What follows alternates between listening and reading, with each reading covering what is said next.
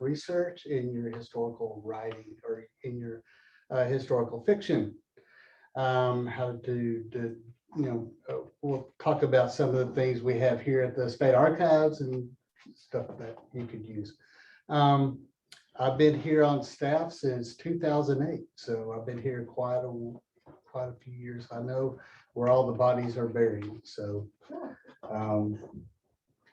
actually, that is figurative. Don't put that in your.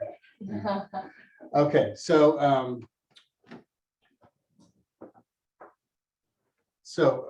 we'll just get started. The way we're going to do this today is we're going to talk about some of the things that we have here at the archives, and we're going to talk a little about just some strategies you might want to pick up as you're working along with your writing. So we all want to be as accurate as we can when we're doing historic writing, just because there are lots of people who devote their careers to picking out what's wrong with other people's writings. That's just the nature of the beast. And a lot of times what we can do is we can always fall back on saying, well, we're using like a creative license. We're trying to move the story along to make things a little more exciting. So one thing you want to avoid, because you can never be completely accurate, is doing something like this here. This comes from the beginning of Dan Brown's book, The Da Vinci Code. He puts in there all descriptions of artwork, architecture, documents, and secret rituals in this novel are accurate. So what that has caused is there's been a cottage industry of historians and other writers who have devoted their careers to pointing out every single thing that he gets wrong in his books. So you want to avoid doing something like this, because that's just inviting people to tear your work apart. But you still want to make sure that you can be fairly accurate with what you're writing about. So there's two kinds of historical records that you might want to have a look at as you're working along. There are primary sources and there are secondary sources. How many of you are familiar with the differences between the two? So as you know, primary sources are documents that from firsthand participants in an event or observers to the story that you're telling. So we're talking about newspapers, we're talking about diaries, letters, things like that. On the other hand, we have secondary sources. And these are books written about or articles written about whatever it is that you're doing your research. So they could be books or articles about a historical event that you'll want to consult. So one question you might be wondering is, how much research should I do? Before we get there, let me talk a little about primary sources and what you need to avoid when it comes to primary sources. I have a question. Yes. Would you slow down and tell people about what primary sources are? Why is it primary? Yeah. Okay, but like, what is a secondary? Oh, damn it. So. I have another question. Yes. What about interviewing people? Those could be primary sources as well. So what you'll want to do is have a healthy skepticism when it comes to using primary sources. And I'll give you a really good example of that. In 1868, there was a riot in the town of Lewisburg, which is a little bitty town in Conway County. It doesn't exist anymore, mostly because of these riots that happened. And when you look at newspaper accounts of this event, they're very different when it comes to what you see in Arkansas Gazette tells one story, and when you look at the Morning Republican, which looked at it from a totally different view. And if you look at the two accounts side by side, you would think that they're not even describing the same events. I mean, it's just very different coverage. So when you're looking at primary sources, you have to have a skepticism, and you also have to use your best judgment on which is telling the right story. So that's one thing you have to think about when you're using primary sources. So you're wondering how much research should you do? Well, it depends on what your purpose is. You could be very granular with your research, describing what people wore, what their furniture looks like, what kind of things are in the living room, or you could be trying to tell instead a human story about interactions between people that don't necessarily need a lot of detail. Because you don't want to beat your readers to death with detail, because they're going to get bored after a while. Let me give you an example. The novel Absalom by William Faulkner could be considered historical fiction. What the story tells is the story of the Sutton family who settled in the town of Jefferson, Mississippi, and it's told from about the 1830s all the way through the Civil War and Reconstruction. He was not necessarily interested in telling all the details about what was going on at the time. His story was more about the rise and fall of this family, their interactions, stuff like that. But there's still some historical detail that he would need to know. For instance, he would need to know a little about the white settlers as they moved from the East Coast to Mississippi. His character, Thomas Upton, comes from Virginia, and he ends up settling in this town in Mississippi. He would need to know a little about the rise of the plantation system. He would need to know what are the racial attitudes on that plantation. A little about slavery. He would need to know a little about what the Civil War and its impact on that area was, and a little about the politics of Reconstruction. But not necessarily about what kind of food they ate, what kind of, what their house may have been like, that kind of thing. On the other hand, we have Michael Shera's Killer Angels, which is tells the story of Gettysburg. And so in that battle, it tells all about the battle. It's been considered one of the best Civil War novels ever written. So he would need to know a lot about the Battle of Gettysburg. And like I said, especially with the Civil War, when you're dealing with the Civil War, people spend a lot of time knowing everything about the war. If he got things wrong in his story, he would hear about it. So he would need to know a lot about what units were there, what kind of actions they took, what kind of weapons they were using at the time, even what kind of food they were eating, biographies of all the major participants in the battle. So with all that said, there are some mistakes you might make when you're doing your historical fiction. And we're going to talk a little about some of the common mistakes that people make. For instance, I'm going to give you some scenarios. Y'all tell me what's wrong with these scenarios. So we have an Egyptian pharaoh who complains to his wife that his daughter is, quote, flighty as a hummingbird.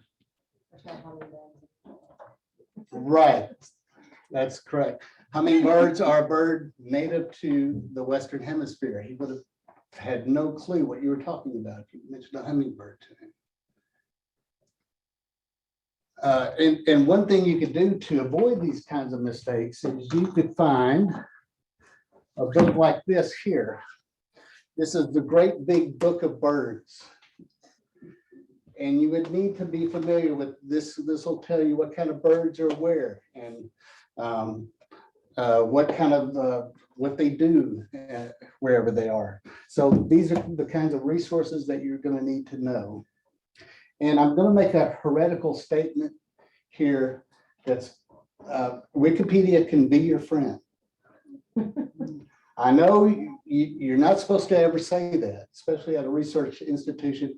Wikipedia is evil, but you'd be surprised how accurate Wikipedia can be.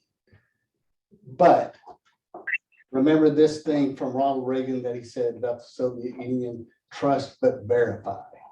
So I think you're pretty safe in looking up information on Wikipedia about birds. There's not much a chance somebody's going to go on there and purposely mislead you about birds on Wikipedia. Here's another scenario. A medieval Venetian fisherman catches his fish in the morning and then takes it straight to the market for sale. What might be wrong with that? To the market. Mhm. You'd be surprised. Even in the Middle Ages, many towns had quality control. You couldn't just take your fish to the market. You had to take it to the local inspector and have them have a look at it. It's one of those common myths. And we think that the Middle Ages, that people just rolled their stuff to the market, and regardless of, you know, the fish or the game was diseased or whatever, there were still inspectors even then who made sure that you weren't going to make people sick. Here's a scenario. A medieval peasant sits down to a delicious meal of stewed meat and potatoes. What might be wrong with that sentence? No potatoes. No potatoes, that's right. Medieval peasants rarely, if ever, ate meat as well. The average diet of a medieval peasant was usually bread and beer. And maybe whatever vegetables he could grow locally. And potato is a New World food. That's going to trip you up every time. And also remember that tomatoes are also a New World food. So if you have your Roman emperor eating spaghetti with tomato sauce, you're wrong, because he would not have been eating that.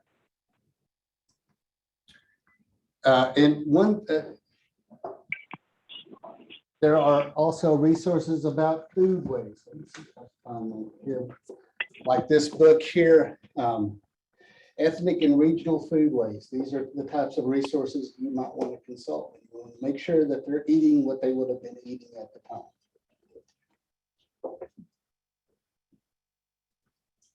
Okay, here's a scenario. Lady Grantham invites her friends to her home in London on March 12, 1814 to enjoy wine and strawberries.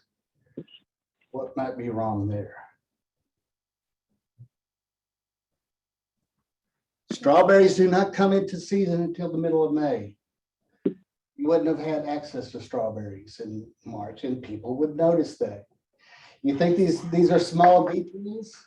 People will notice that. Like I said, there are people who spend their careers looking for this kind of thing. So this is the type of thing that might trip us up, because we can get strawberries anytime. You know, here, that would not have been something they could have done back in 1814.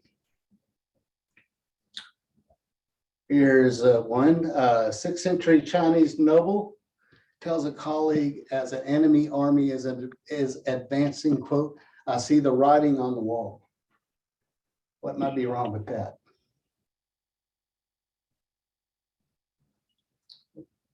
Oh, somebody? The writing on the wall. Yeah. The writing on the wall, right? The saying is a reference to the biblical story of Daniel and King Belshazzar. A story that noble in the 6th century China would not have had a clue what you're talking about.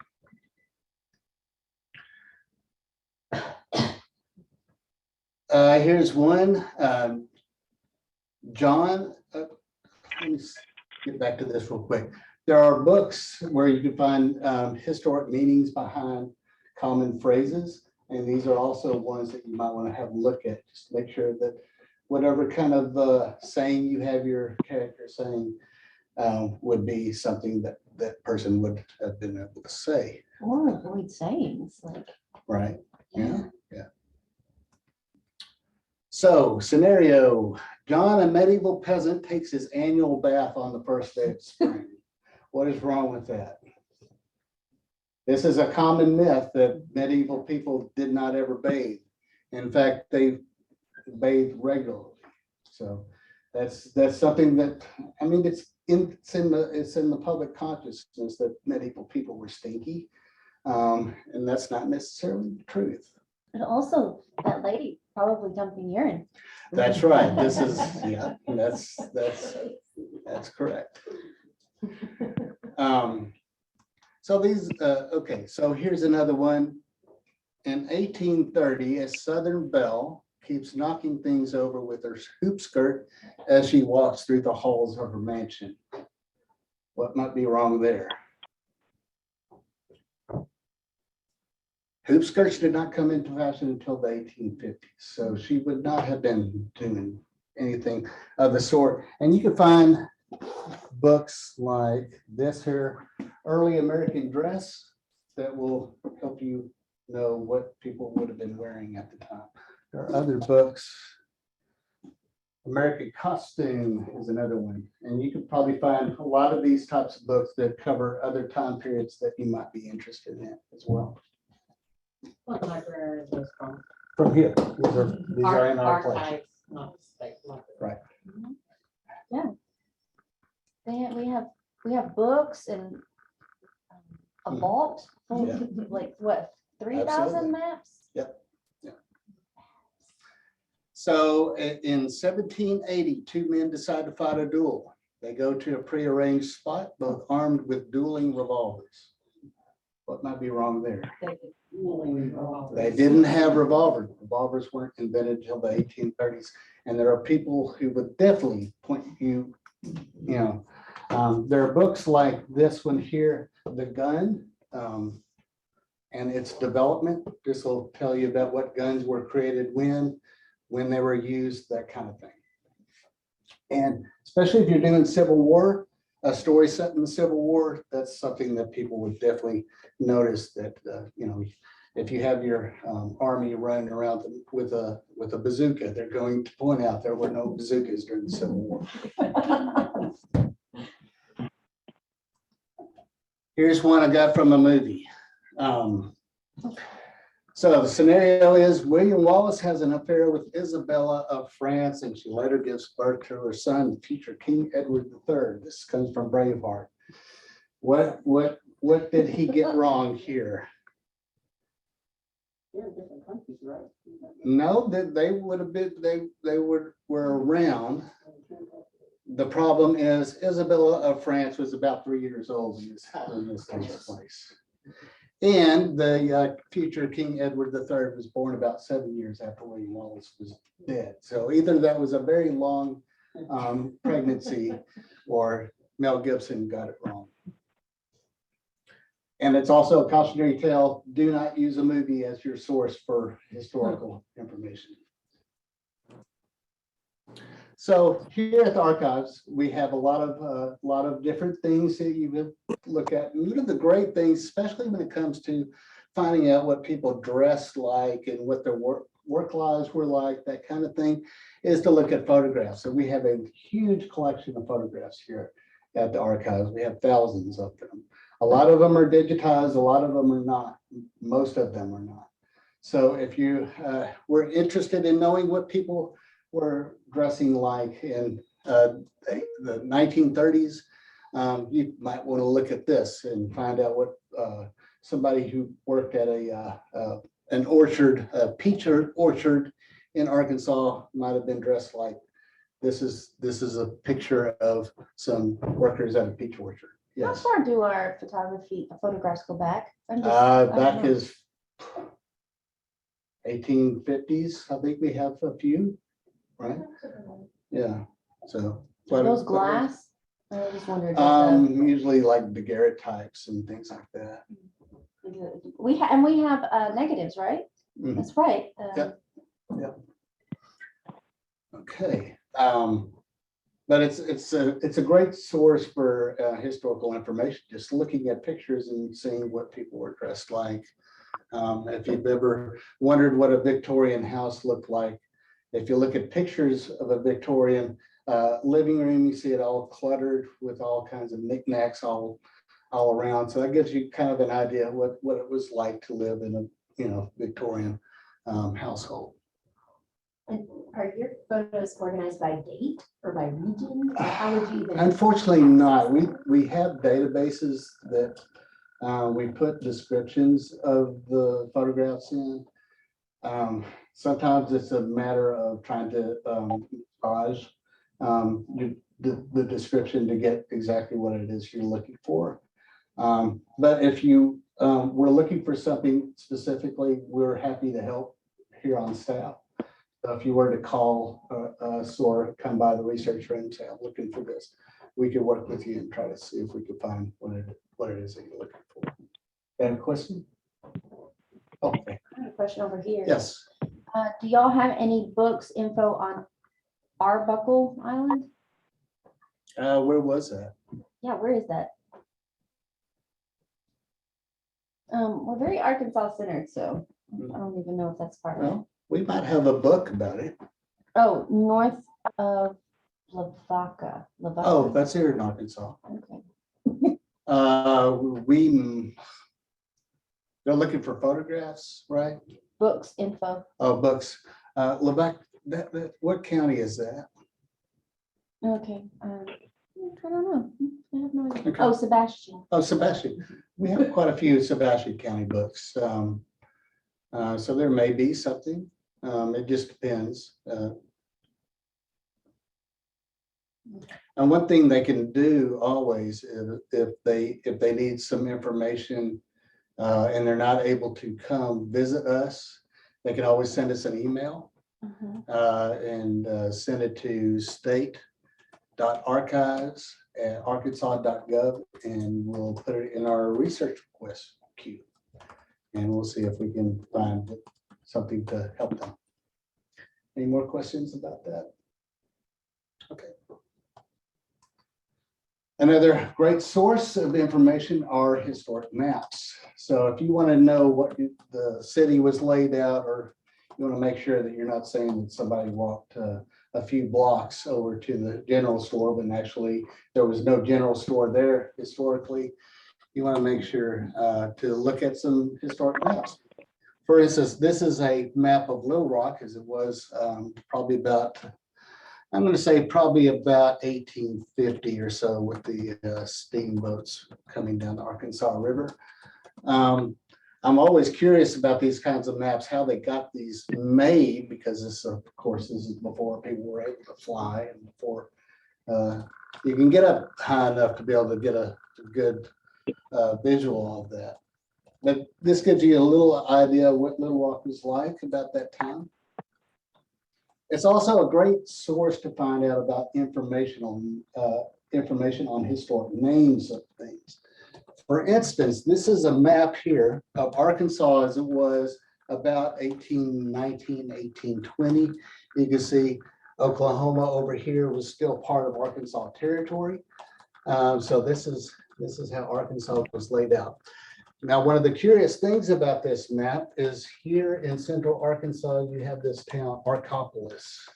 How many of you are familiar with Arkopolis? Know what that is? It's a historic name of Little Rock. It's an interesting story that when they were deciding to move the capital from down in Arkansas Post to what is now Little Rock, a lot of people found out about it and they rushed here and bought up a whole bunch of land so they could sell it to the new settlers. And when they did that, when they were buying up all this land, they called it Arkopolis. And so that's one of the historic names of the city. And so that's how it's listed here on this historic map. And you can find other things. Scarlett, you were telling me yesterday about a mountain. Yeah, my home mountain. I Yeah, grew up thinking that it was just Crow Mountain. It's a really creepy town in Polk County. Yeah, it's true. Anyway, the actual mountain I grew up on is Carrion Crow Mountain. So it like adds an extra bit of goth, like Yeah. I'm reading some like goth fiction. right. Wait, so when did they add, is that just a mistake or did they not have the S on the Arkansas River? Well, that's another thing that's interesting. If you look at old maps, you can see different spellings of Arkansas.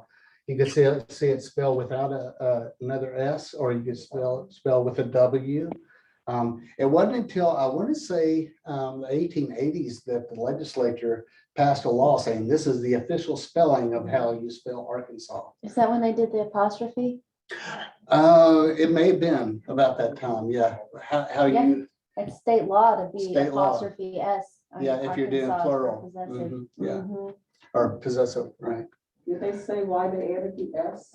They won't blame, oh, no, oh, sorry. Not that I know of. I think they wanted to make it look more French, maybe.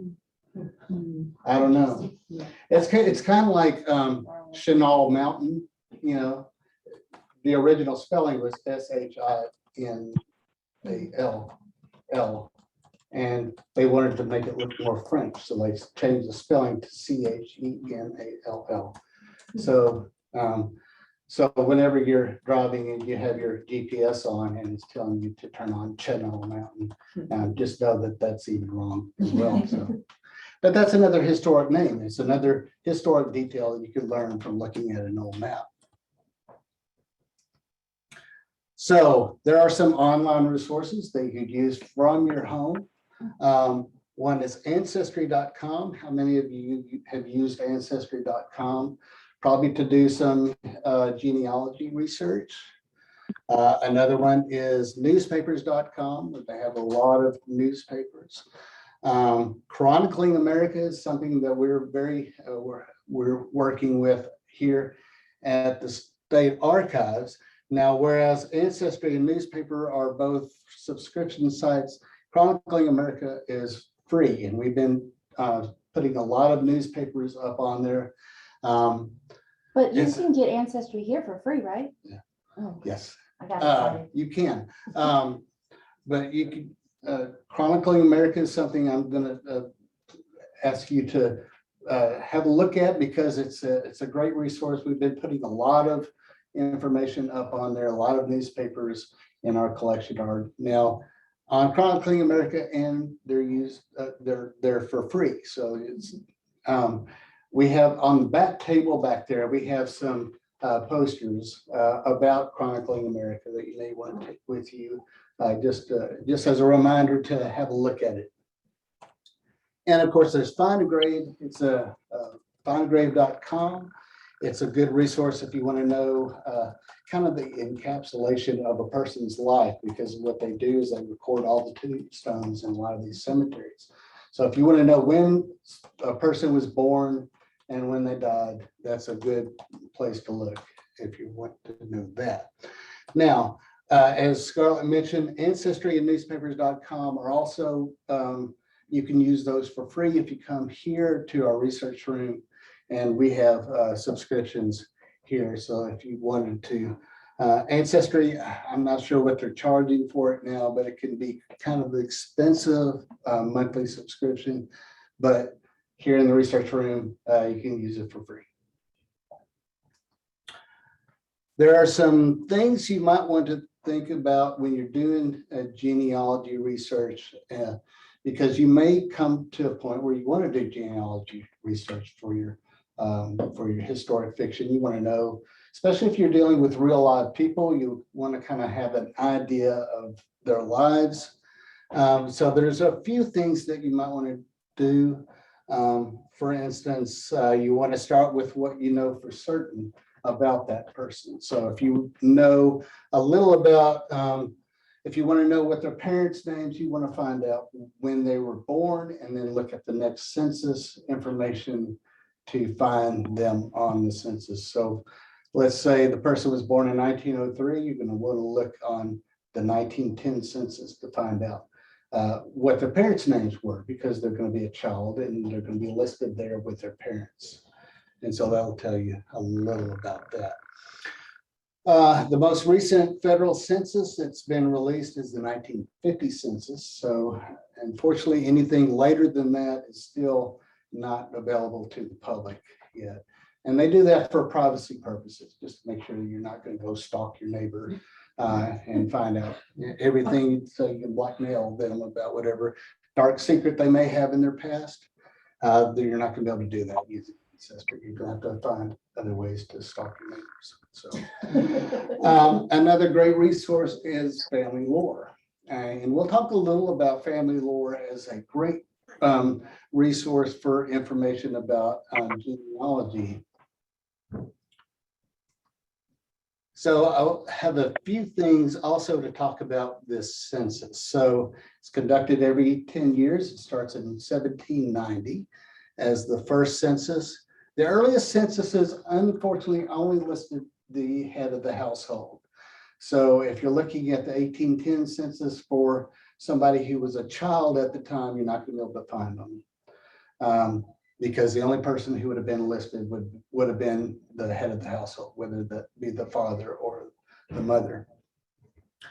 The first censuses that give the names of everyone that lived in the house is the 1850 census. Another tragic thing about the census is the 1890 census was burned up in a fire. So if you come across, if you're trying to find somebody in the 1890 census, you will not be able to find them unless they live in a couple of counties in Indiana, because I think that's all that survived from that tragic fire. I think the fire happened in the 1950s, and they ended up just throwing the entire thing away instead of trying to salvage it. African-American slaves were not listed on the census until after emancipation.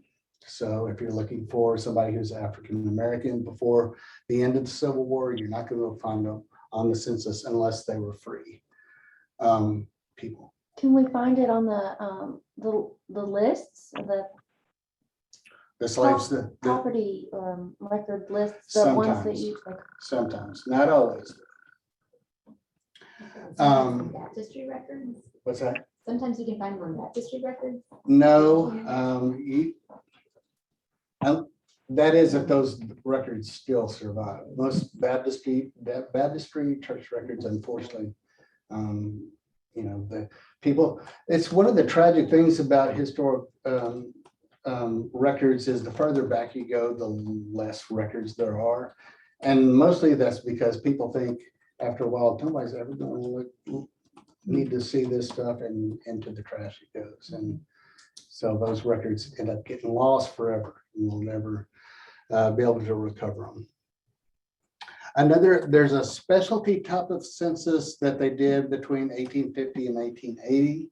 And these are statistical censuses, usually about agriculture, and we have slave schedules that show up in there. So that may be a good resource if you're looking at African Americans before emancipation.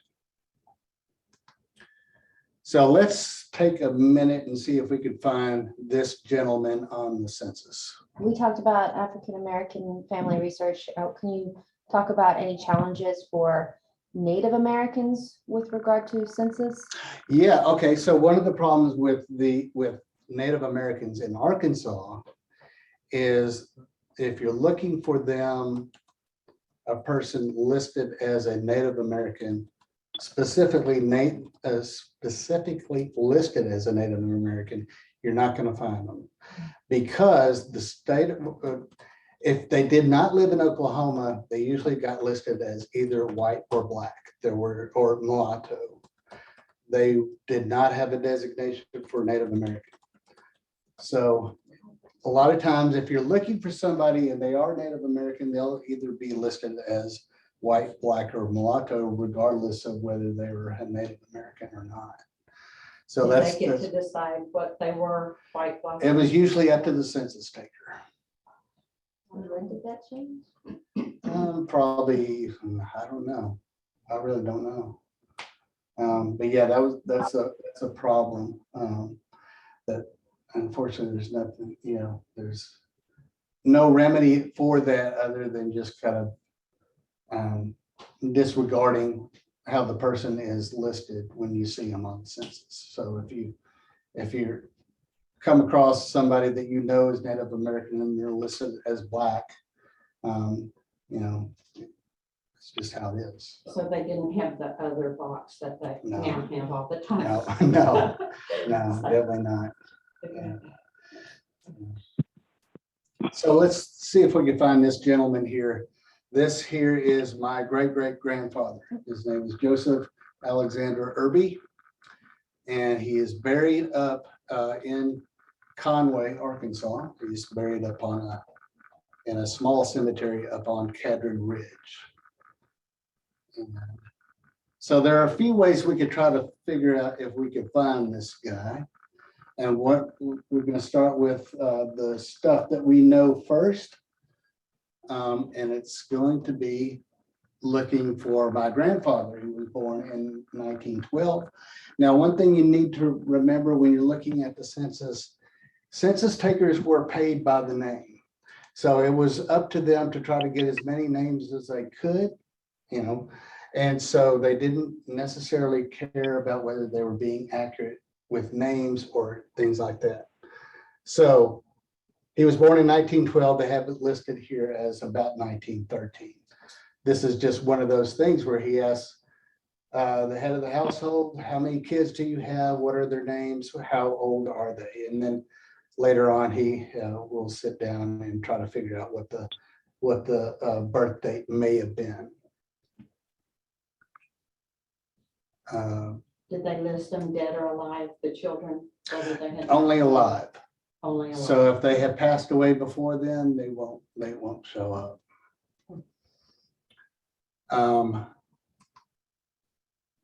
So from here, I find out that his father's name was William T. Irby. And going on from there, I go to try to find him. And I find him here that he's born in 1881. And this is where family lore comes in. So he's not listed with who I think would be his father, which would be Joseph Alexander. He's listed with this guy named Leet. So who was Leet? Well, I remember when I was a kid and listening to my grandfather talk, he would talk about Uncle Leet and that his full name was Meletus Marion. So that gives me another idea of where to go after that. So if his uncle was named Meletus Marion, I go to find him and I find Marion Irby, and then here is Joseph. So you start with what you know and you work your way back. And that's the way you do genealogy research. So I've got a little information. I know him. I know he is named Joseph Alexander Irby. I go to find a grave. I find him here. I find all the information that's on the tombstone. For instance, he's born in July of 1844, dies in January of 1928. And so I go take that information and I go back to the census and I start trying to work my way through his life. I find him on the earliest census that he's listed on, which is 1850. And here he is living in Tippah County, Mississippi. He's born around 1845. Now on the tombstone, remember, he's actually born in 1844. This is another common mistake that we're going to find on the census as we're working our way through there. So here he is in 1850. And I find out a little about these are his siblings here. And these are his parents, William and Jane. Jane, you can see William is kind of a family name that gets passed down through the family. I find him in the next census, and he's 16, and this is the very beginning or the eve of the Civil War. He's living there with his family, and it's 1860. He's still living there in Tippah County. And so I find out, oh, go ahead. When you find discrepancies, how do you know which one is correct? Sometimes it's you have to use your best judgment when it comes to that. Sometimes you can find another record that will either confirm or refute what you're looking at. The key is to always use your best judgment when it comes to that. Is it more likely that the person was born here or born there, or that kind of thing? You say for dates, tombstones are a lot more accurate. Yeah, usually. I mean, there's always the chance that, after he dies, he never really told when he was born, or he told different stories about when he was born. You'd be surprised how many, things like that happen, that the tombstone is just wrong. But it's one of those things, and I've come across that in my research as well. And a lot of times I'll go with whatever's on the tombstone as more valid than other things. My understanding is there's certain times in history where like people's birth year was less important. Right. So I don't know when that Yeah. where things became more important. Well, and it's one of those things here in Arkansas that came to be kind of a problem. The state of Arkansas didn't start issuing birth certificates until 1914. So if you're born before then, you won't have a birth certificate. So when Social Security came around, suddenly all these people couldn't prove how old they were when they wanted to file for Social Security. So the state of Arkansas started issuing what's called a delayed birth certificate. And what these would have, you would have to have somebody come swear that this person was born on this date and at this, this location. And that would be what they would use to file for Social Security later on. So, it's one of those things. It didn't really matter. You didn't have to have a driver's license. You didn't have to prove that you were 16 to drive a wagon in 19 or 1870. So you didn't necessarily need to worry about how old you were, unless you were getting married, and that could be a problem. Why? Oh, there's laws. There's laws that say how old you have to be, even back in the 19th century. Really? How? Like Because drinking ages. I don't think there were drinking ages. I think you could drink whenever you. at least one of my great grandparents was 12 when they got married. I think it's with parents' permission. Yeah, with the parents' permission, Even you could now probably it's do.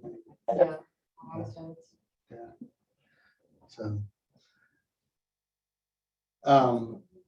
So we have Joseph here. He's 16, and right before the Civil War.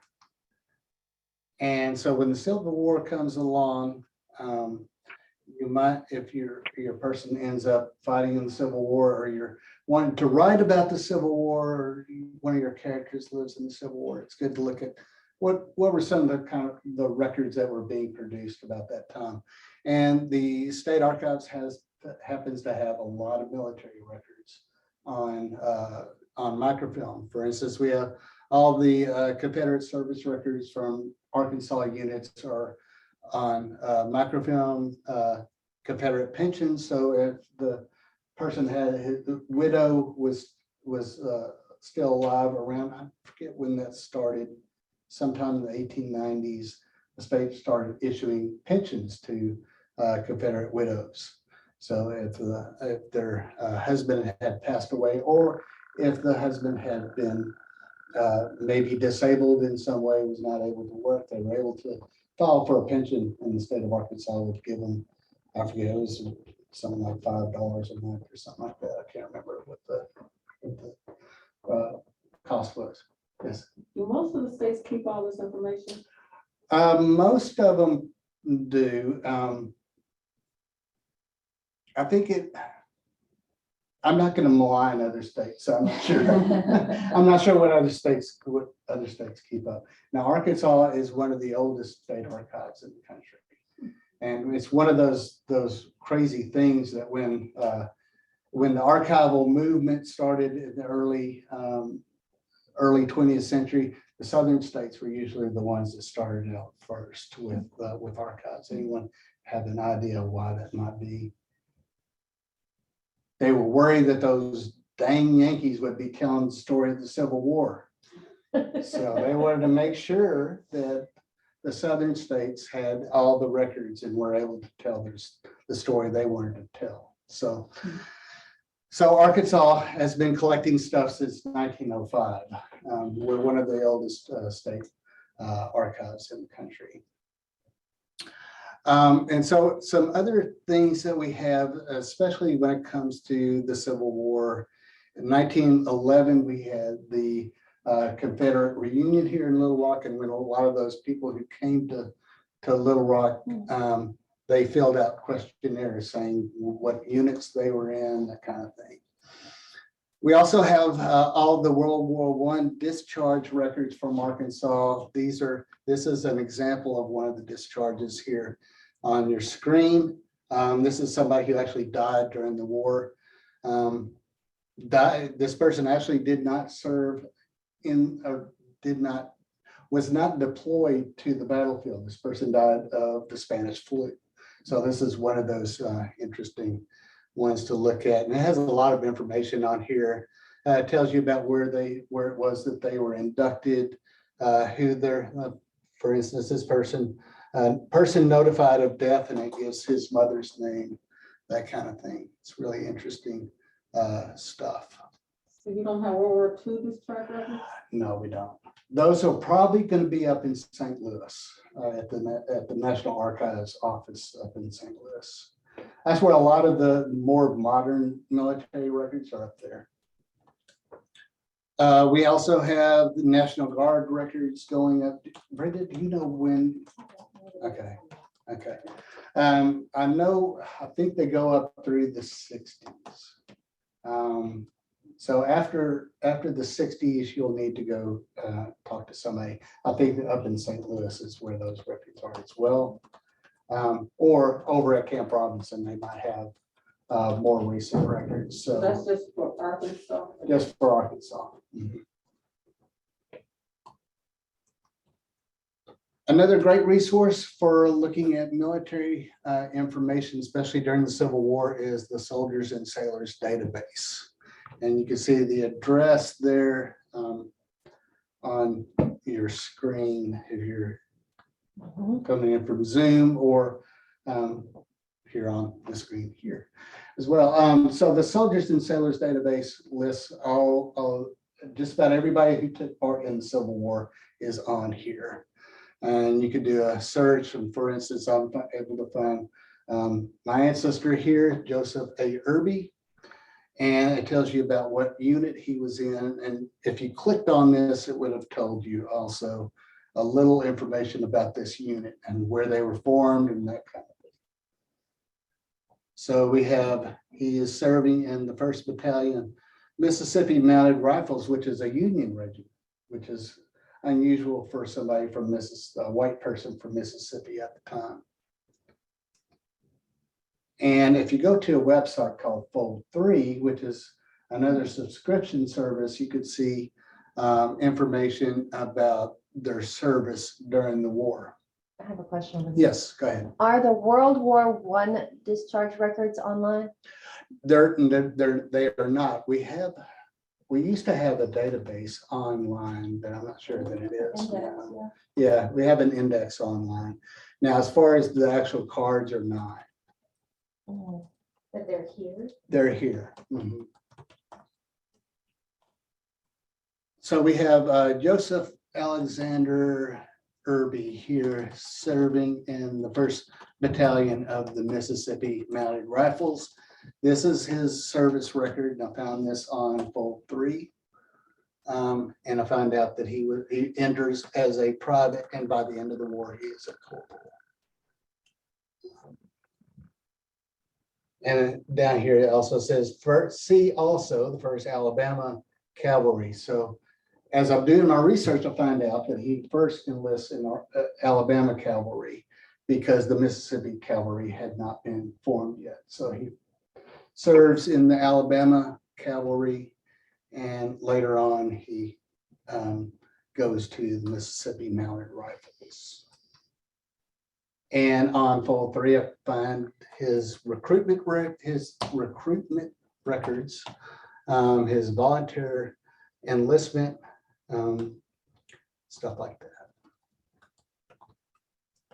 There are, and then as I go through, I find out that he was captured at Corinth, Mississippi in 1863. Pretty soon after he got into the war, he got captured. And this tells me here that he was sent off to a POW camp in Richmond, Virginia.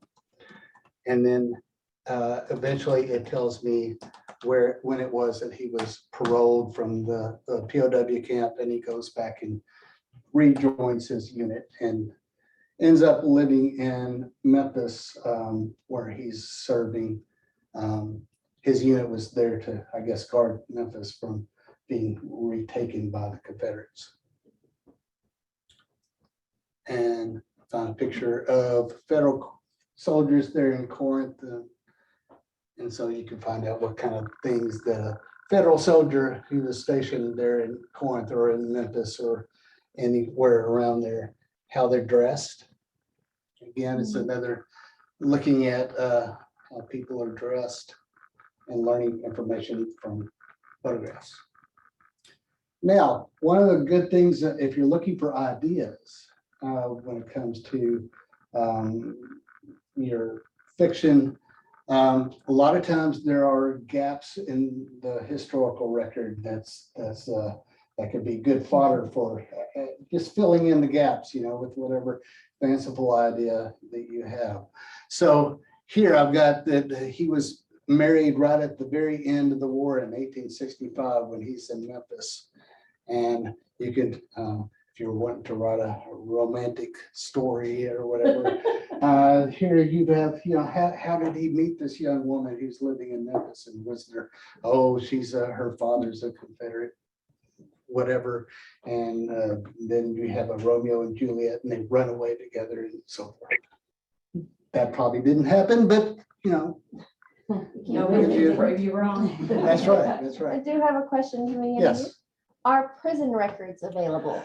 Not here. I've been meaning to find out where the POW records are in Richmond. Now, of course, there's all kinds of POW camps all across the country during that time. Probably one of the more infamous ones being down in Andersonville in Georgia, where a lot of people. Yeah. What about just like regular prison? Like the Capitol itself is built on an old Right. prison, right? Right. Mhm. We have some prison records here from just they're kind of spotty, but we have lists of inmates and that kind of thing. It really depends on the year. Remember, like I said earlier, the further back you go, the more spotty the records are. So that's going to be a problem. So you're wondering, when do you stop doing all this research and start writing? Well, that's up to you. You could either, because research, if you talk to anybody who's ever done any kind of historical research, you know that research is never finished. I've got a gentleman who came in several years ago, and he's doing genealogy research, and he told me, he said, I'm almost done. I said, and sure enough, he still comes in once a month and does his research. So it's one of those things, you're never going to be finished. So you can either sit there and beat yourself to death with the research, or you can stop doing your research and get to writing. And one of the things you might want to do, just start writing. And then when you have questions or you start coming across things, what is the, how did people dress at the time? That's when you can, the questions will arise as you're doing your work. So that's how you do that. That's pretty much all I have. Anyone have any questions? I Yes. just have a comment. When you stop research and start writing, and you get so overwhelmed by the conflicting stories that you say, well, it was mainly from interviews and all. Mhm. Well, she was like this.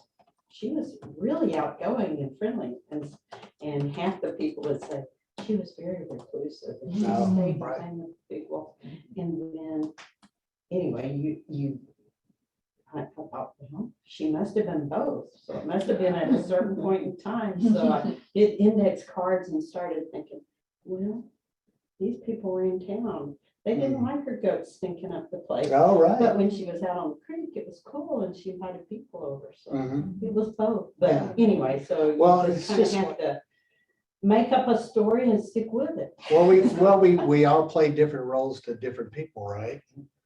I mean, you know, we probably have 15 different personas that we put on during the day, depending on who we're talking to. You know? So you talked about photographs, books, maps, Mhm. kind of paper records. Are there other kinds of materials that y'all have at the archive that maybe don't fit that like, I don't know, other kinds of artifacts or materials? Right, well, Yeah. yeah, we have some artifacts. Now, one of the things that a couple of people on staff are doing are oral histories. Yeah. And it's where you just sit down and you have people tell you their story. And that's always a good resource. Mhm. Anytime you can come across firsthand accounts of things, let's say you're writing about people working in a sweatshop in Chicago. Mhm. A good resource would be, finding memoirs of people who were, talking about working in a sweatshop or. So like, do you have audio recordings or art objects or textiles, any other Mhm. kinds of stuff? We've got some stuff like that. Okay. If you were walking down the hallway, you probably saw a lot of the artifacts we have Mhm. related to World War I. Mhm. And, we have quite a few like paintings and stuff that people have done, stuff like that. We have a huge World War I Mhm. archive, right? That's Because right. of the postman. Right, absolutely. Yeah, that's right. There was a gentleman who was, his name was Gully, and he was a postman for the US Army. And he liked to walk across battlefields after they happened and loot bodies. And so we've ended up with a lot of stuff that he's looted over the years. We prefer not to think of it that way, but that's what happened. But Gully is very, very instrumental with saving a lot of Arkansas's history. We have a collection called the Gully Collection. And when the Arkansas's capital was being moved from what is now the old State House to the new building in 1913, there was a big pile of stuff that was laying in the basement there. And he went down there because he was interested in collecting a lot of like antiquities and stuff like that. He went down there to dig through and see what was about to be thrown in the trash bin. And what he found was amazing. It was letters from territorial governors. It was Native Americans on the Trail of Tears. It was all kinds of stuff that almost just got thrown in the garbage. And because of people like him, we still have that stuff. And he donated it to the state archives, and we still have that today. That collection is fully digitized and online, so early Yeah. statehood and territory. Yeah, and it's a great collection. It's a hodgepodge of a lot of different things, and it's really interesting. Do you have a lot on the Trail of Tears? We have not much, because a lot of that was federal type of thing. I'm not going to tell you that we do or what we have because I'm not really sure of that. And I don't want to say that we have a lot of stuff, but I know there has been some stuff that has survived. And we may not have it here, but I mean, Trail of Tears was, all across the country. So there's bound to be other stuff out there. And what about, and we have those scrapbooks. Did we talk about those too? Which scrapbooks? The ones with like World War I and the influenza stuff. Dr. Ware used to bring them out. and show Oh, them you're to talking me. about the Bruff. Oh, and the LA massacre one. Yeah, those are the Bruff scrapbooks. Right. And what they were was we had a governor about around the time of World War I named Charles Hillman Bruff, and he kept a scrapbook of his time in office. And a lot of things happened during this time. For instance, we had World War I and all the stuff about trying to recruit and get the state ready for World War I. But also at the same time, was the Elaine, what's been called the Elaine massacre, happened during his time. And so he saved a lot of newspaper articles and things like that, photographs from that time period. And it's a lot of people who have studied the Elaine massacre of 1919 have used his scrapbooks as a source, because a lot of that material has been lost otherwise. So his scrapbooks are a really good resource. Yes. So how do y'all go about adding to the archive for what is about to become history, i.e. Mhm. things like that are happening now that Right. people might want as reference later? Well, we're always asking for donations. And that's the main resource that we have. We go to estate sales and things like that, hoping to find, But things counties that we call can y'all, use. right? What's that? County That's right. governments call. We have a lot of county records, and we visit the county courthouses and try to talk them into donating their stuff to us. We still get print newspapers from newspapers around the state that send us. If you go across to microfilm, you'll find just stacks and stacks of newspapers that are waiting to be microfilmed. Which And is so we're cool, still by the doing way, that. because that's the only place where some of my stories exist anymore. That's right. That's right. Yeah. That's true. The That's true. like every time a newspaper goes defunct or changes its platform, since it doesn't keep a print morgue anymore, as a reporter, it's just gone. Yeah. Yeah. Now, one of the things that we're doing when it comes to, so many newspapers have gone digital. We have recently purchased an archival writer. And what it does is it allows us to take those PDFs and put them on microfilm. Now you're thinking, well, why would you go backwards to microfilm? Whereas PDFs, digital things like that, you think about digital platforms and how quickly that stuff goes out of whatever yes, you can never use that kind of stuff again because you don't have the equipment to show it on. Microfilm is very stable. It lasts for some 500 years. 500 years.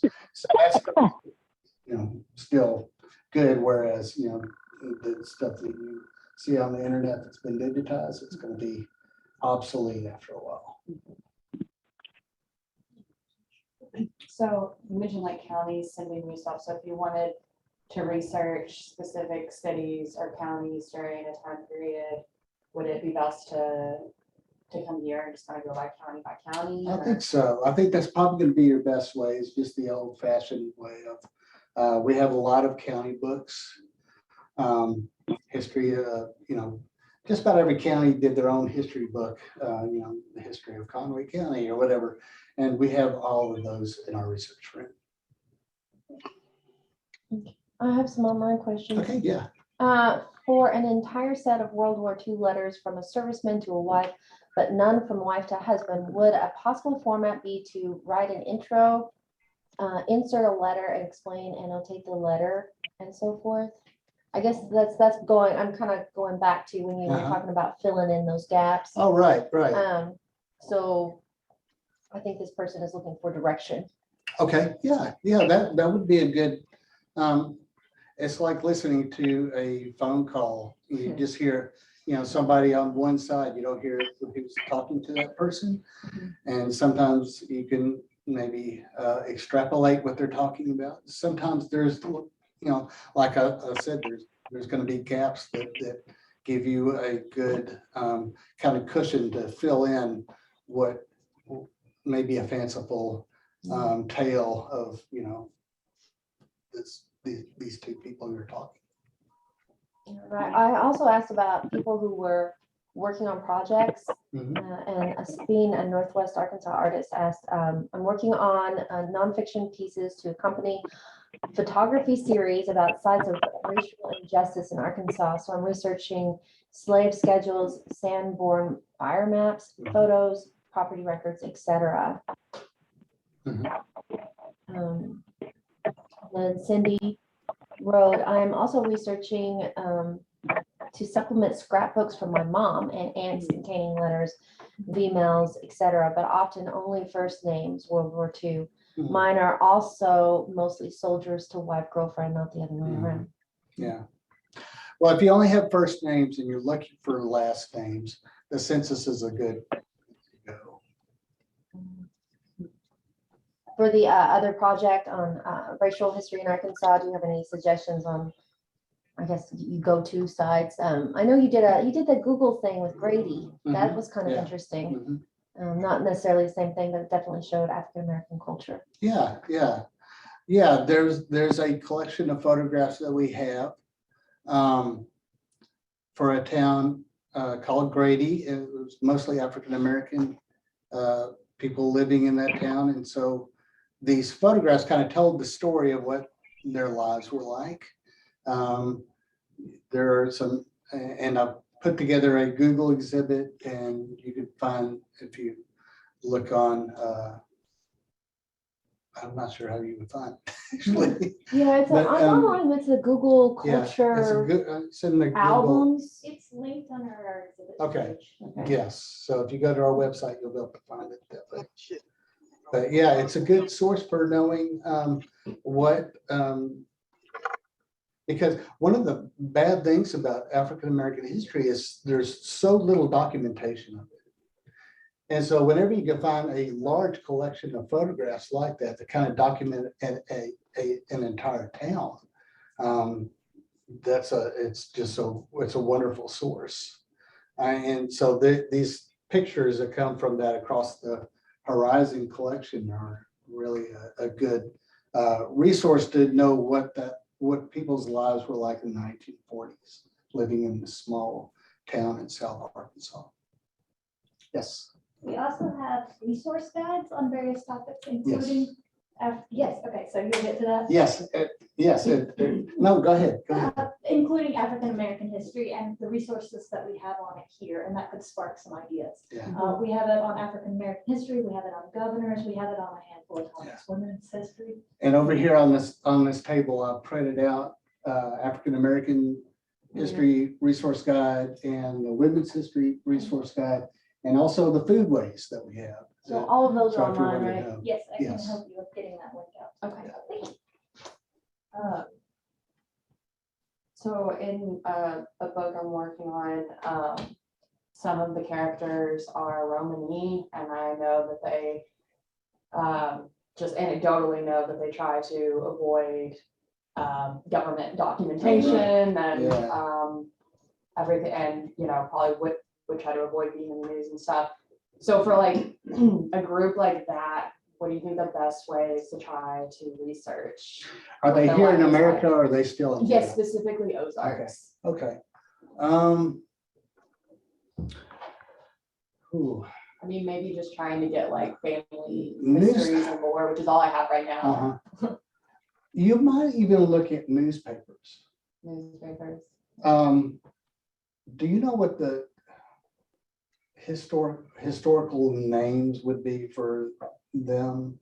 Would they call them gypsies, or would they call? what would they Well, call no, them? it depends. So I know that the like Arkansas Encyclopedia or whatever Mhm. has some different names, so I could start there. I know, so like the main time period I'm looking at would be the 1930s, but I'd also be looking at like the late 1800s. Mhm. But I know like just through my family, they just refer to them as gypsies. Mhm. So, Right. which is like, And slang in gypsies derogatory might be the more terms. common name to find in the newspaper Mhm. when it comes to referring to them. Yeah. So you might try different ways of that. They would be unique enough that they might raise interest among, they may make it into the paper. I mean, yeah, I know there If were suddenly always these waves people- made when they came into Right. local towns in Arkansas. Right. I mean, that's how I first heard. Yeah, so Smart radio, that so. may end up in the newspaper, so you might Okay, start there. check This that. reminds me of something you wrote. Oh, Yeah. You remember okay. the short guy that was in ads? Oh, yeah. Mhm. Okay. Prince, gosh, I forget what his name was. Anyway, he was a little person who was taken out on tour, and he would show up in towns, and they would have they would put him on display, and he claimed to be a little Russian prince. Now, he was probably not a Russian prince, but that's, how would you know? So anyway, he would show up and they would deck him out with, with diamond rings and all this stuff. And this, if you went to see him when he was here in Little Rock, and this all made the newspaper, suddenly somebody came and stole him while he was on display and ran off with him. And then they would find him in another town. Well, you might think, oh, that's horrible. Well, this happened every time he was on display. This was part of the act. So, and one of the things when I was trying to figure out his life story is who he was, is I could not find anything because all I had was that name, Prince, whatever. But if you look at pictures of him, he looked like somebody with, I forget what the condition is. It's the one where they really age really quickly, And so he was probably maybe 9 or 10 years old. He was not a little person. He was probably a young person who had this disease. But there's no way of really knowing. But he was kind of a sideshow act that came through the world.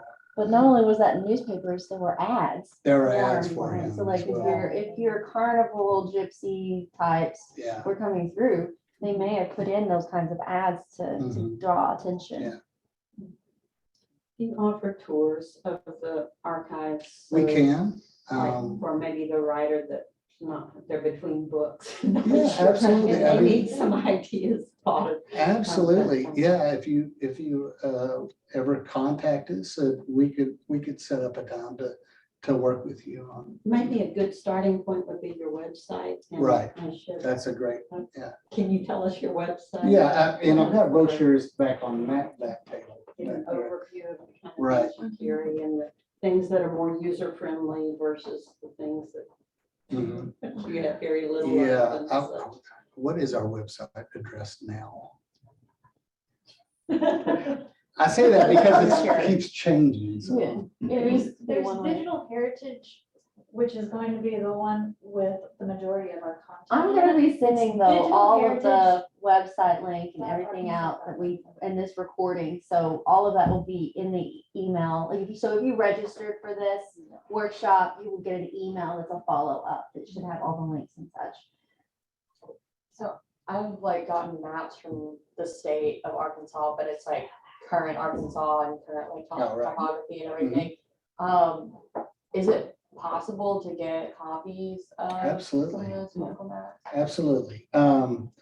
We could either, there are a couple of things we could do. If you wanted just a plain copy that, you could use, it would just be a matter of paying for the copy. Now, we have a lot of people who want the actual, us to scan it, so they can make a good reproduction of it. And that's a lot, it costs a little bit more to do that, but, there are other ways you can do that. Anyone have any other questions Yeah, or if you- anybody in If Zoom you wanna land? tell us like your project and that would be, maybe we can help in some way. This is a small gathering, so it would be great. And like I said, I read a couple of other people's, anybody online that wants to drop what they're working on, that'd be great too. I think I just know Sabine, so I think that's interesting because she's actually a photographer. Hmm. So she's doing some interesting book Yeah, photography yeah. type research. So Shall we go in a circle? Yeah. go for it. Well, Would you mind I introducing mentioned yourself? that about 20 years ago, I did the book, The Goat Woman of Smackover. And it became a kind of a piece of legend that was selling very well at the museum there and the Jefferson Street Books in El Dorado. El Dorado is near Smackover, the town.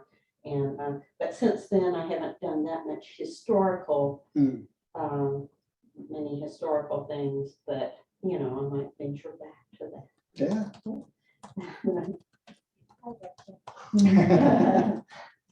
Uh, Oh, oh, yeah, I'm sorry. You got it. I'm talking about Wisconsin. Oh, okay. Yeah, so I am trying to start back working on a book that I have worked on off and on. But as Scarlett calls it, it's magical realism, but it's also heavily historical fiction. It takes place mainly in Arkansas and the Ozarks. And the main character is from Crossett, Arkansas, which is where one side of my family is from, and then I might try to somehow include Nashville, Arkansas, which is the other side of my family's from. All my family going back since, you know, we were a territory here. So a lot of my information so far has been family lore and genealogy that like my grandparents have done. But basically the main character is a young woman and flees Crossett, ends up joining up with like Romany gypsy band of characters and traveling with them. So yeah, so I guess I'm really interested in not just the 1930s, but sort of before that too. So like all the older characters she's gonna meet and their influences, you know, Okay. and understanding. So going into the, you know, late 1800s as well. And hopefully not just mining for accuracy, but also for interesting side characters. right. Because I know there's so many, I mean, just all the stories I've heard throughout my life with different Arkansas characters. So finding some in that time period would be cool to include. Yeah, there's a lot of colorful characters in Arkansas. I've always thought that if I were to ever write a historical fiction book about Arkansas, I would put Jeff Davis as the center character because he's such a he's a crazy person. He was governor of Arkansas, probably one of the most racist people we had ever had as governor. And he was just a demagogue and just like he was like a Huey Long type of character, if you're familiar with Huey Long. He was a populist type of politician. And I always thought that he would make a really interesting character, just as, you know, just because he's so colorful. You can tell lots of stories about him. Didn't we have a pen to podium from someone who wrote about some of the characters of Arkansas, especially in the Ozarks? Was that Mr. Blaine, maybe? Or I don't remember those. there's a few writers though who've done characters, like history characters, and that might be an interesting book to try to find.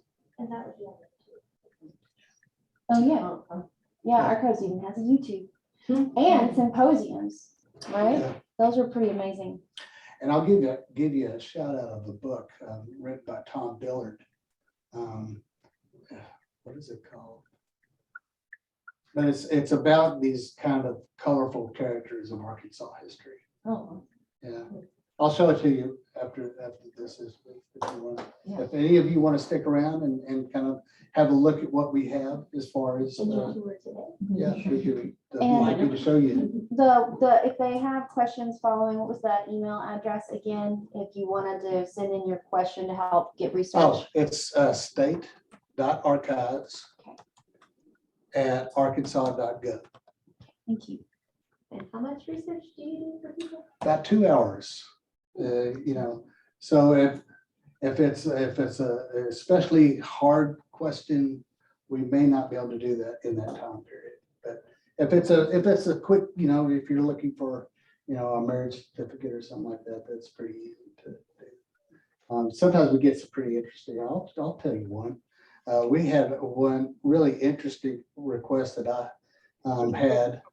I got this. They were asking for the divorce papers, or they had sent in the divorce papers of this couple, and they wanted to know who these people were.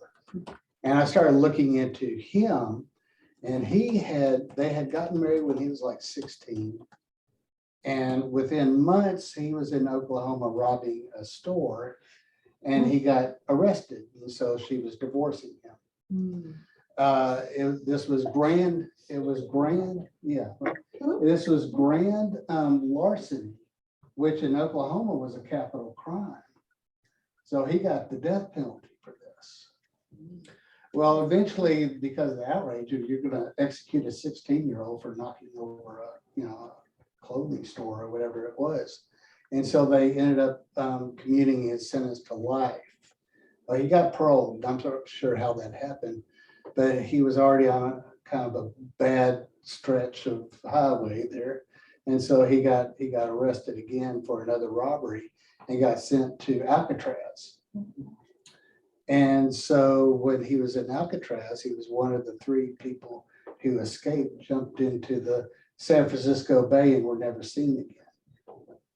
So Did he Sometimes- escape or did he like escape? more than likely, he probably drowned there. I mean, that's usually what happens. But anyway, yeah, some of those research requests can yield interesting stories as well. I don't know. I don't write either. I'm just super impressed with all the work that goes into writing. Thank you. Oh, yeah, I'm an essayist. Okay. And so I'm interested in exploring kind of a sense of place in my writing, especially how the landscape in Arkansas has changed over the last century.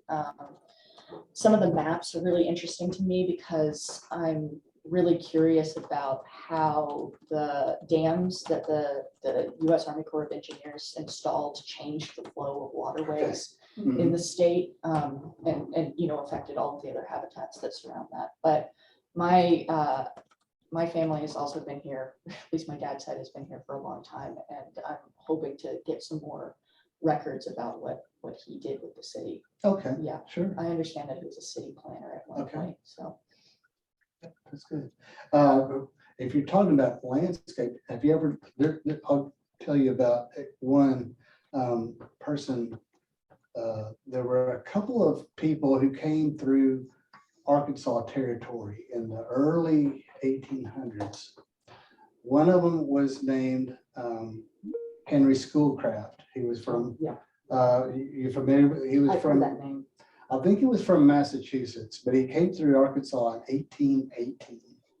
So this was really early, and he wrote a lot about what he saw as far as the landscape and about the people that he met when he was here in Arkansas. He was not always very nice to them, nice in his descriptions of them. He didn't think too much about these people who were living in the middle of the wilderness, living in cabins. And he said, was shocked that they couldn't read and shocked that they, how they were living and that kind of thing. Yeah. But it's a good, as long as you keep that in mind, that he's looking at it from a different worldview, that it can really kind of yield some really interesting stuff. I have 2 questions. Yes. How far back do we have diaries, right? How far back do they go? Is it just territorial? As far as diaries go, now Schoolcraft, he wrote his as a diary that he later on published. There were a couple of other people. Thomas Nuttall was another one. Thomas Fanshawe, I think it's Thomas. But he was another one of these people who came through Arkansas in the early 19th century and really kind of gave the rest of the world a view of what Arkansas was like. Thomas Nuttall. Yes. Sorry, did we have diaries of his at all? Is that what you're saying?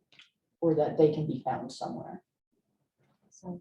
It may be more, maybe not a diary, but it was more of his memoirs Okay. of travel. All right. Yeah. And so he was a naturalist. Yeah, he named a Yeah. bunch of birds. Okay. Nuttall's Yeah. woodpecker. Oh, being okay. a key example. Well, there you go. Yeah. Sure.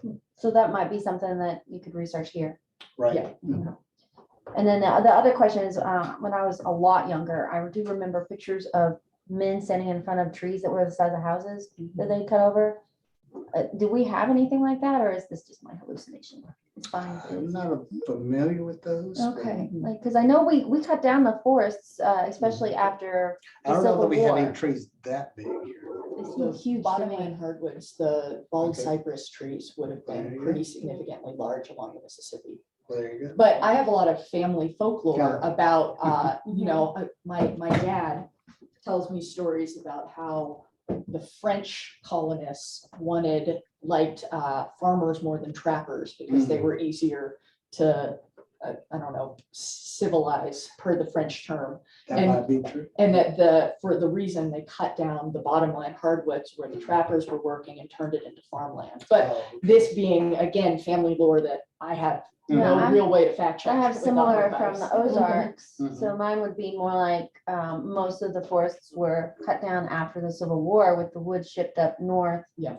For helping rebuild cities. Well, one of the problems with that is the timber industry in Arkansas didn't really take off until after the railroad came through. Yeah.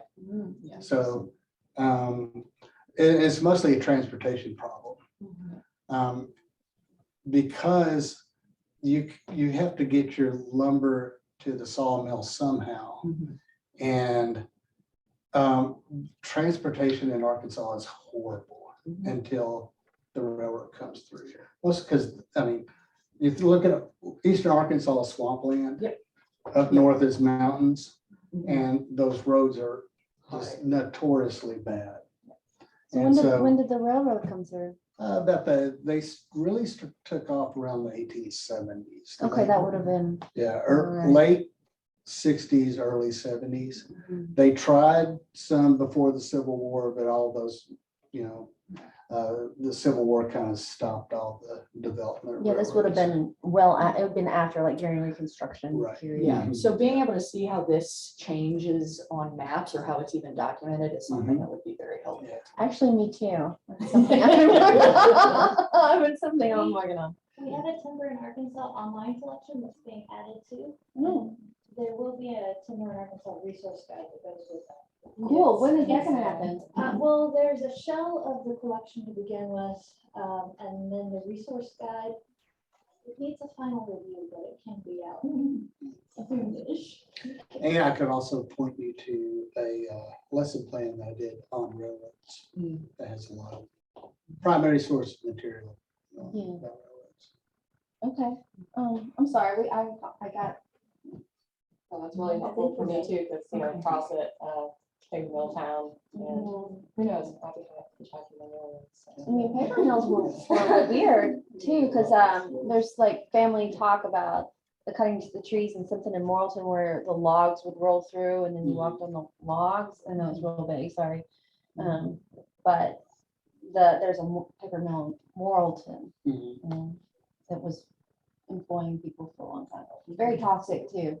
Oh, yeah. Well, the one down Pine Bluff.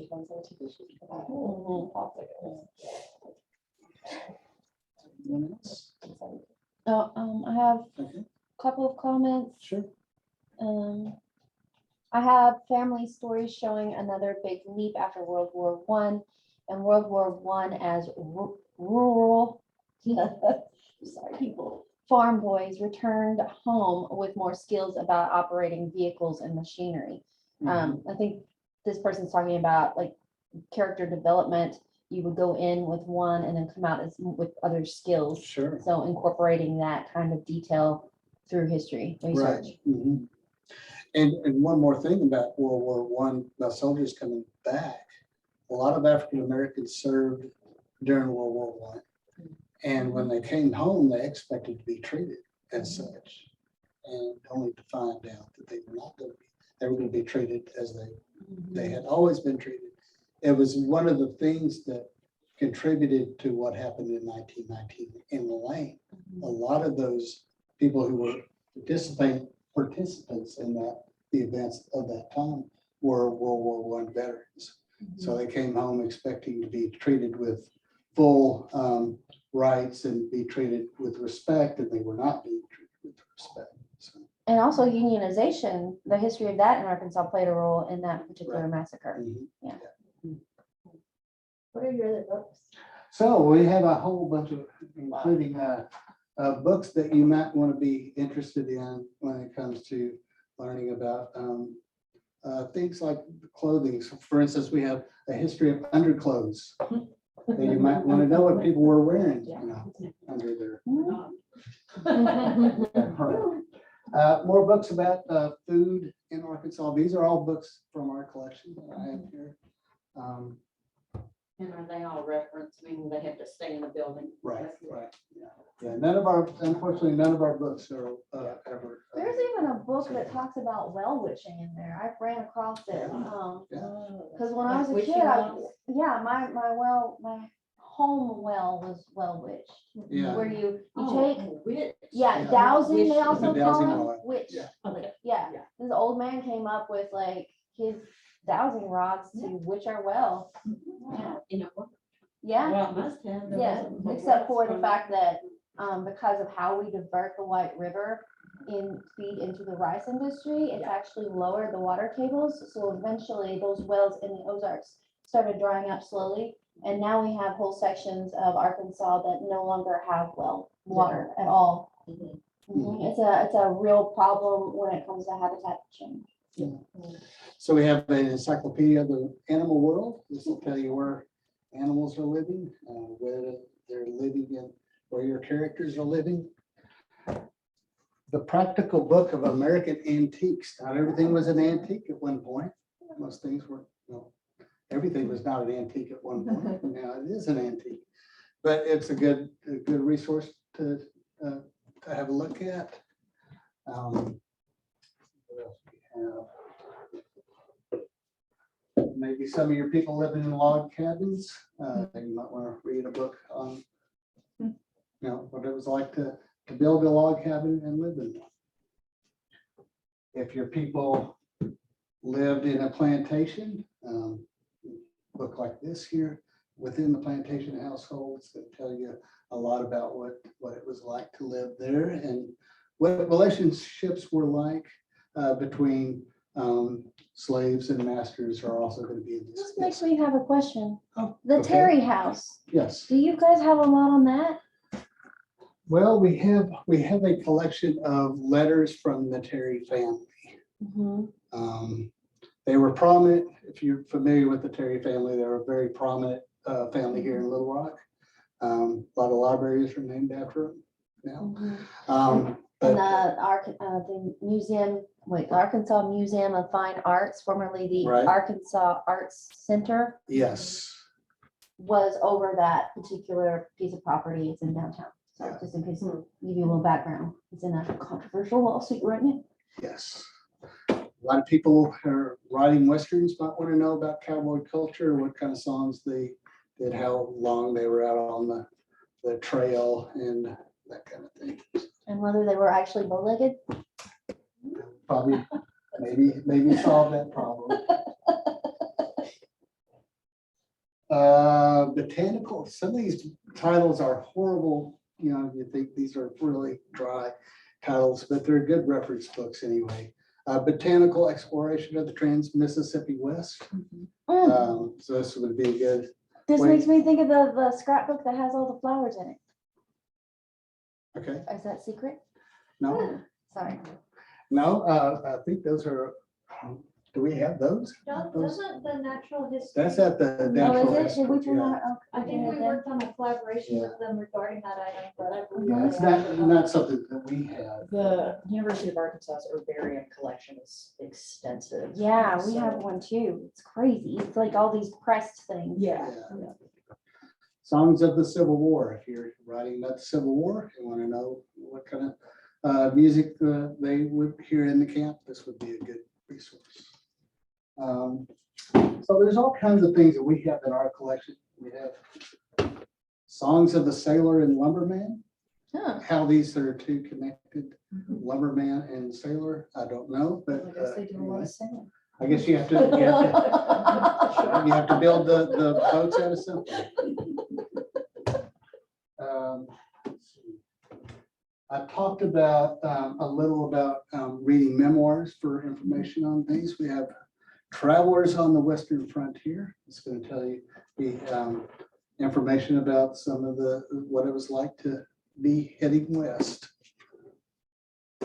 The new Encyclopedia of the American West is a good resource if you're wanting to have a look at finding about the West. Are we west? We could be. Yeah, I know. I mean, we are,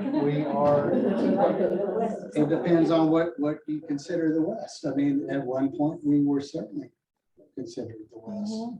I mean, at one point, they considered Michigan to be the Northwest. It just depends on your perspective. And there's arguments that we are culturally a mix of Western and Southern. I think that's accurate. So,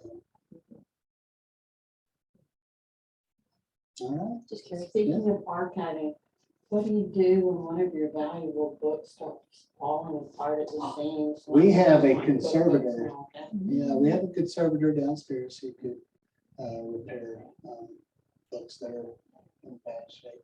And a lot of the books, if they end up being in bad shape, we won't keep them in the research room. We'll put them in our vault. And we have rules that kind of govern on what people can do with those books, whether. There's whether- special rooms, yeah, the white Yeah. gloves. Mhm. And we put the book in a nice little enclosure that'll keep it in good shape. Anyone else?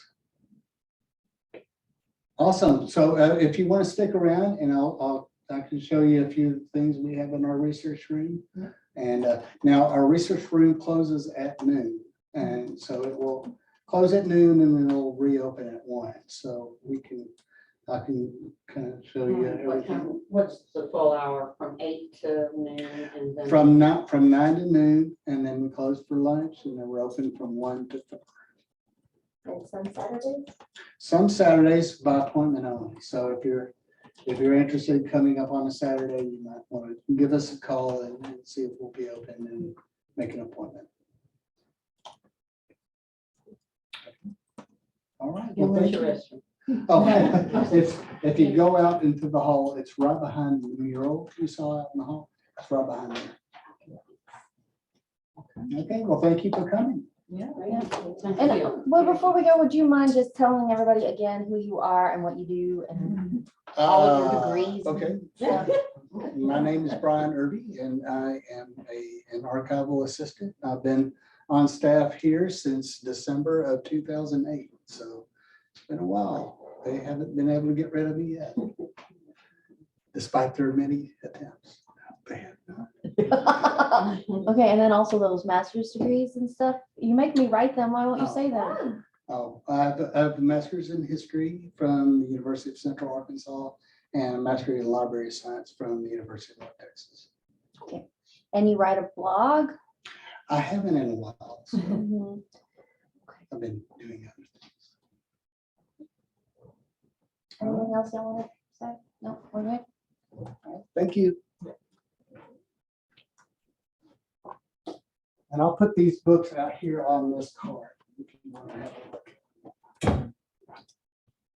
These are free to take. Those are pretty. Hey, I mentioned that botanical book because it has that fancy orchid in it. Yeah, those are neat. Well, so, since I do that volunteering with Central Arkansas Master Naturalist, one of the things that we can do online is as